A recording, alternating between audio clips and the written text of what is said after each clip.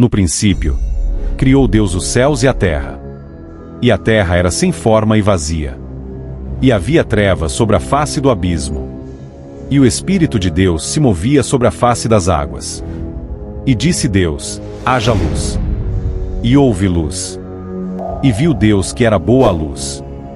E fez Deus separação entre a luz e as trevas. E Deus chamou a luz dia. E as trevas chamou noite. E foi a tarde e a manhã, o dia primeiro. E disse Deus: haja uma expansão no meio das águas.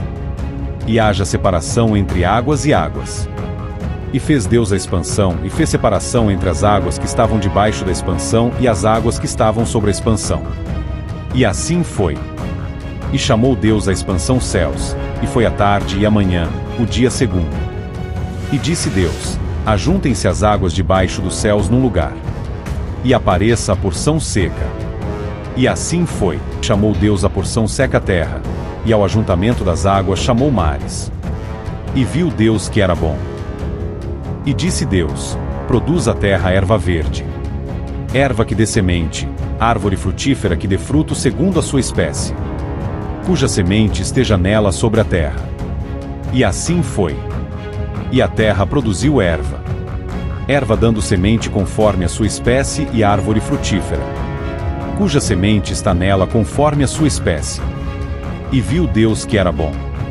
E foi a tarde e a manhã, o dia terceiro. E disse Deus: haja luminares na expansão dos céus, para haver separação entre o dia e a noite. E sejam eles para sinais e para tempos determinados e para dias e anos.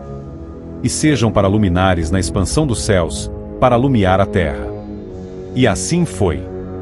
E fez Deus os dois grandes luminares, o luminar maior para governar o dia, e o luminar menor para governar a noite, e fez as estrelas.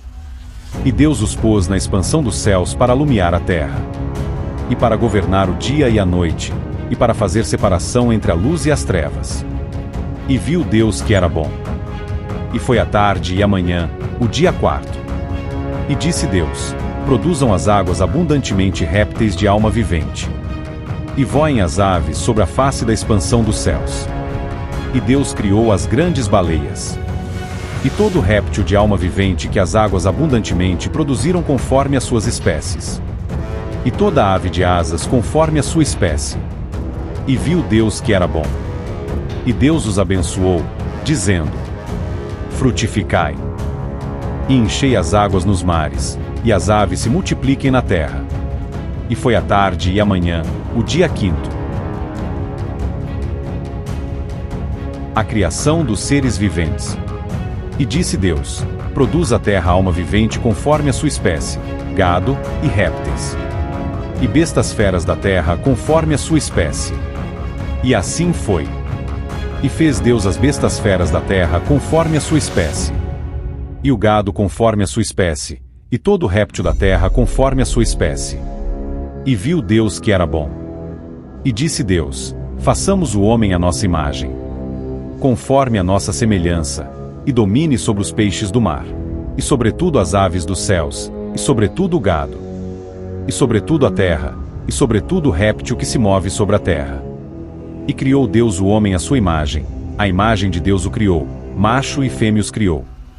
E Deus os abençoou, e Deus lhes disse: frutificai, e multiplicai-vos, e enchei a terra, e sujeitas, e dominando sobretudo os peixes do mar, e sobre as aves dos céus, e sobretudo o animal que se move sobre a terra.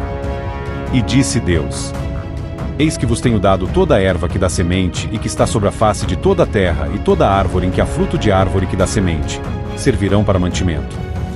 E a todo animal da terra, e a toda a ave dos céus, e a todo réptil da terra, em que há alma vivente, toda a erva verde lhe será para mantimento. E assim foi. E viu Deus tudo quanto tinha feito, e eis que era muito bom. E foi a tarde e a manhã, o dia sexto. Assim, os céus, e a terra, e todo o seu exército foram acabados. E, havendo Deus acabado no dia sétimo a sua obra que tinha feito, descansou no sétimo dia de toda a sua obra que tinha feito. E abençoou Deus o dia sétimo e o santificou, porque nele descansou de toda a sua obra, que Deus criará e fizera. Estas são as origens dos céus e da terra, quando foram criados. No dia em que o Senhor Deus fez a terra e os céus. Toda a planta do campo ainda não estava na terra. E toda a erva do campo ainda não brotava, porque ainda o Senhor Deus não tinha feito chover sobre a terra. E não havia homem para lavrar a terra. Um vapor, porém, subia da terra e regava toda a face da terra. E formou o Senhor Deus o homem do pó da terra e soprou em seus narizes o fôlego da vida. E o homem foi feito alma vivente. E plantou o Senhor Deus um jardim no Éden.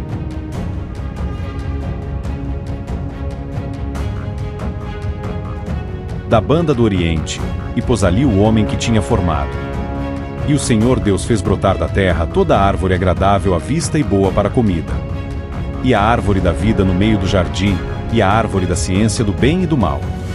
E saía um rio do Éden para regar o jardim, e dali se dividia e se tornava em 4 braços. O nome do primeiro é Pison, este é o que rodeia toda a terra de Havilá, onde há ouro. E o ouro dessa terra é bom, ali há o bdélio e a pedra sardônica. E o nome do segundo rio é Gion, este é o que rodeia toda a terra de Cuxi. E o nome do terceiro rio é Edequel, este é o que vai para a banda do oriente da Síria, e o quarto rio é o Eufrates. E tomou o Senhor Deus o homem, e o pôs no jardim do Éden para o lavrar e o guardar. E ordenou o Senhor Deus ao homem, dizendo: de toda a árvore do jardim comerás livremente. Mas da árvore da ciência do bem e do mal, dela não comerás, porque, no dia em que dela comeres, certamente morrerás. E disse o Senhor Deus: não é bom que o homem esteja só. Far-lhe-ei uma adjutora que esteja como diante dele. Havendo, pois, o Senhor Deus formado da terra todo animal do campo e toda ave dos céus. Os trouxe a Adão, para este ver como lhe chamaria, e tudo que Adão chamou a toda a alma vivente. Isso foi o seu nome. E Adão pôs os nomes a todo o gado, e às aves dos céus, e a todo animal do campo, mas para o homem não se achava adjunto que estivesse como diante dele. Então, o Senhor Deus fez cair um sono pesado sobre Adão.